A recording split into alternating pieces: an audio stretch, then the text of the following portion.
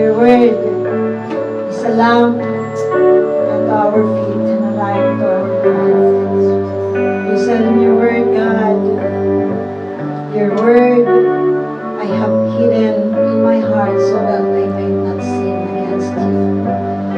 Father God, we thank you so much that you are speaking to us always, Lord. You never neglect us. Even, Lord, in many times that we have denied you, you are always there, Father, renewing us, reinstating us as your children, giving us the hope.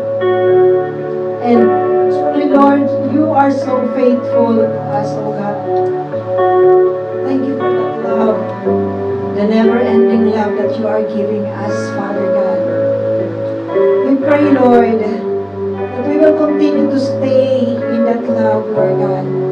No matter what the world will offer us, Lord, we will continue to choose you because you have chosen us. You have called us by our name, oh God. You have called us, Panginoon, from enmity to be a friend, oh Lord. You have given us the secret, oh God. Lord, you have given us the title, sons and daughters. We are your children, Father, by the grace that you have given us through the Lord Jesus, by the salvation. You have led your Son to be offered at the cross because you love us. Jesus Christ died in order for us sinners to be saved. Father, we pray that may we not see anything above these things, Lord God, that we will not exchange you, Lord, with anything, oh Lord God, that we will continue to find the joy, the contentment, oh Lord God, in your presence, Lord God, that we will continue to find, oh Lord God, the security, the safety, the peace that passes all understanding in your presence, O Lord God. Maraming salamat, Ama. And Lord, in anxiousness, in worries, Lord, help us to call you, God. In the times that we are weary, God, we know that you said, come to me. If you are weary, come to me, and I will give you rest. Hallelujah, oh God. No one can do that to us. No one can love us like you do. No one can sustain every need that we have more than you do, Lord. You are doing more than enough in our lives, Lord God. And we cannot outgive you, Panginoon.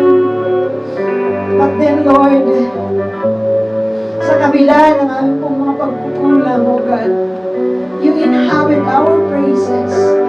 You are honored when we praise you, O Lord God. Help us to continue to thank you always from the morning, Lord God, up to the evening, Lord God. From the dawn to the dusk.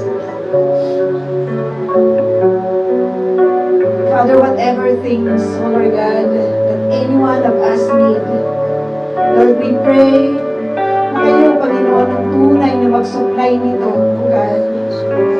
Patuloy na abutin niyo po ang pangangailangan ng bawat isa, Lord God. And help us, oh Lord, to continue to understand your will in our lives, that you said we have to seek you first. We have to seek your kingdom first and your righteousness. And all the things that we worry in this life will be given to us, Lord God. Thank you for that promise, Lord. We will not lack any good thing, oh Lord God, kagaya po ng inyong pong sinabi, oh God. Maraming salamat, Ama. Maraming salamat, Panginoong Jesus. Thank you, Holy Spirit, that you are always guiding us. Maraming salamat. Lord, inilalapit namin ang prayer request, Panginoon, ni Ate V sa kanila pong stepmother na si Nanay Rosemary, O Lord God, na nakakaramdam ngayon, Panginoon, ng pagkabalisa, O God. Panginoon, we pray for your comfort, O Lord God. Dalangin po namin na kayo, Panginoon, ang tunay na kumausap sa Kanya. Sa lahat ng mga salitang Kanya, Panginoon, natutunan mula sa inyo. Bilang isang mananampalataya, Panginoon, payapain niyo po, Panginoon, ang Kanyang kalooban, Lord God. Kayo po yung magpagaling sa Kanya. May you continue to affirm, Lord God, your promise that you will never leave her nor forsake her, Panginoon. Dalangin po namin, Panginoon, na bigyan niyo din po ng kalakasan, ng pagtsatsaga ang mga taong nakapaligid sa Kanya, na nag-aalaga sa Kanya, Lord. We entrust her to you, Lord God, si Nanay Rosemary, Lord God. Maraming salamat, Ama, sa pamumuno ninyo. Patuloy, Ama, whatever things, oh Lord God, alam namin na hindi po kayo magkukulang sa amin. You are so rich, Lord God. And you are so generous, Lord God. Maraming salamat po, Ama. And as we depart from this place, Panginoon, patuloy po namin dalangin na kayo ang manguna sa amin, magbigay ng kalakasan all throughout the week as we work, O Lord God. And help us continue to shine, O God, the light that comes from you, O Lord. That it will shine, Panginoon, brightly in our lives, Lord God. Maraming salamat, Lord, that you illuminate your light to us, O God. Hallelujah. We bless, magnify, and worship, praise, and lift your name on high. In Jesus' name, amen. Hallelujah. Praise the Lord. So, nagagalak po tayo mga kapatid that we were gathered tonight. Marami po tayo mga kasama ngayon na hindi po natin laging nakakasama dito. So, praise the Lord for your lives. And God is always in control.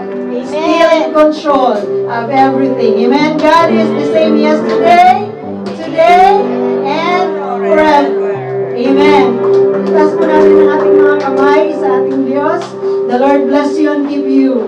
The Lord make His face shine upon you. The Lord be gracious unto you, lift His countenance on you, and give you peace in Jesus' name. Amen. Amen.